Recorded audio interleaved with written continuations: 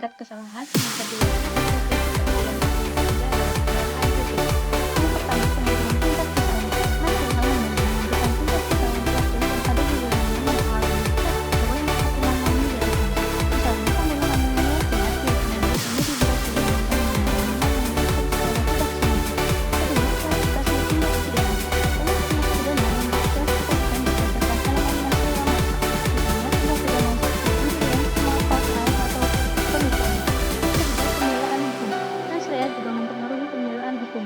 Pelaku mungkin mengklaim bahwa mereka tidak memiliki niat atau pengetahuan tentang perbuatan mereka, yang bisa mempengaruhi keputusan pengadilan mengenai kesalahan mereka.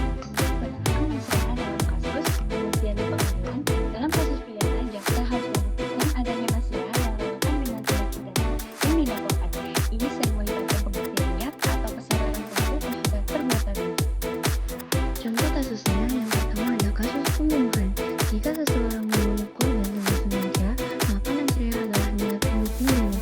Jika seseorang membunuh tanpa niat, namun karena tindakan sembrono, mensreya yang relevan mungkin adalah kelalaian atau rekusna. Yang kedua, pertimbangan hukum.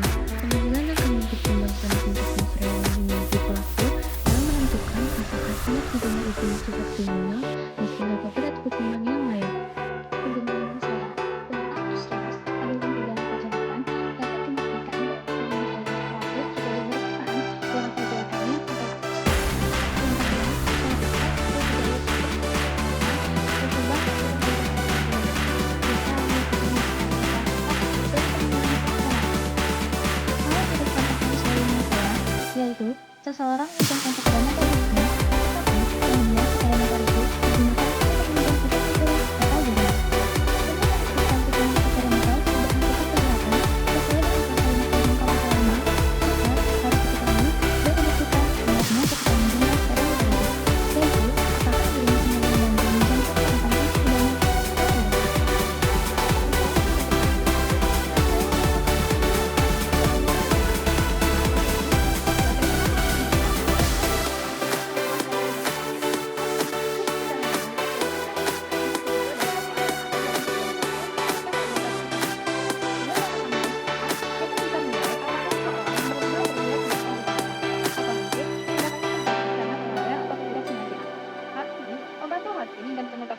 Dalam menentukan apakah pelaku layak untuk dihukum, seberapa berat hukumannya, dan apakah ada alasan yang bisa meringankan perbuatannya.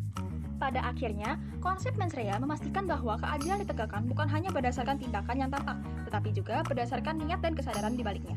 Dengan begitu, hukum dapat memberikan putusan yang lebih adil dan sesuai dengan tingkat kesalahan pelaku.